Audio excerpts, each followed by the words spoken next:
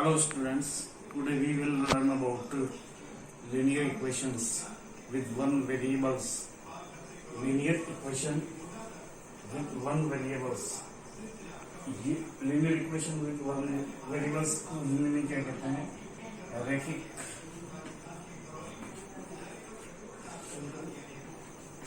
एक चर वाले समीकरण। अब समीकरण के बारे में, इक्वेशन के बारे में पढ़ने से पहले अपन एक टर्म इसको क्लियर कर लेते हैं। लीनियर एक्सप्रेशन क्या होता है? लीनियर एक्सप्रेशन इसको कहते हैं आप रैखिक व्यंजक। गणितीय भाषा में रैखिक व्यंजक क्या होता है? तो पहले एक उदाहरण के द्वारा समझ लेते हैं। गणितीय भाषा में रैखिक पद, जैसे मैं एक पद लिखता हूं, एक व्यंजक लिखता हूं 2x + 1। यहां इस व्यंजक ये क्या कहलाता है? रैखिक व्यंजक कहलाता है, लीनियर एक्सप्रेशन कहलाता है। इसमें ये जो x है, ये x वेरिएबल है। इस x पर जो एक्सपोनेंट है, एक्सपोनेंट का मतलब पावर, इसका जो एक्सपोनेंट है वो 1। यहां पर जो घात है x की वो 1 है, और ये जो 2 है, ये 2 इस वेरिएबल का, वेरिएबल x का कोफिशिएंट, जिसको आप गुणांक कहते हैं। 2 का x से गुणा हो रहा है या x का 2 से गुणा हो रहा है। देन +1, +1 मीन्स ये जो 1 है, ये 1 एक कांस्टेंट है। इसको आप क्या कहते हैं? अचर राशि।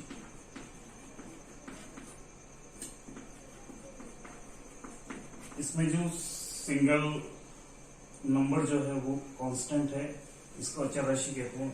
It means 2x + 1 is a linear expression. रैखिक व्यंजक कहलाता है। रैखिक व्यंजक के बारे में अगर आपको क्लियर हो गया हो, कंसेप्ट आपका क्लियर हो गया हो, an expression with one variable having a exponent या पावर 1, जिस पर एक पावर होती है, वो आपका क्या कहलाता है? लीनियर एक्सप्रेशन कहलाता है, रैखिक व्यंजक कहलाता है। Now we come on equation. What is the equation? Linear equation with one variable. आपने रैखिक व्यंजक के बारे में पढ़ा, अब मैं इक्वेशन के बारे में आपको बता रहा हूं। जैसे आपने पहले पढ़ा था 2x + 1, it is a algebraic और linear expression.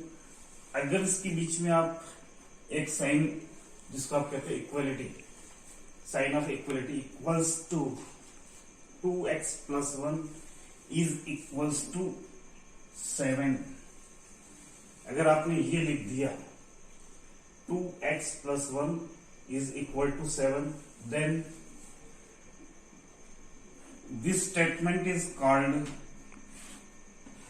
A linear equation with one variable. Here is x, one variable, 2 is coefficient of x, +1, 1 is constant, and then the sign is equals to, and the other side is 7. 7 is also a constant. So 2x + 1 is equal to 7. It is called linear equation with one variable. Before solving this problem, we have to know about the equation. This is left hand side. This side is called left hand side, and after equals to this side is called right hand side.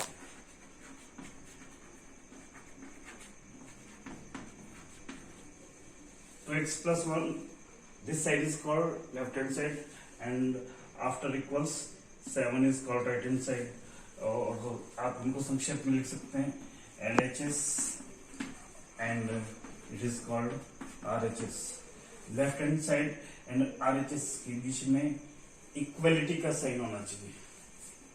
ये आपका equality sign है, जिसको आप क्या कहते हैं, बराबर. हिंदी में आप क्या कहते हैं, बराबर कहते हैं. तो ये जो linear equation with one variable के बारे में भी आपको पता लग गया होगा कि यहाँ x एक सिंगल वेरिएबल है जिस पर घात क्या है, एक है. तो 2x plus 1 is equal to 7. It has two sides, left hand side, right hand side. In between there is a mark of equality, so it is called a linear equation with one variable.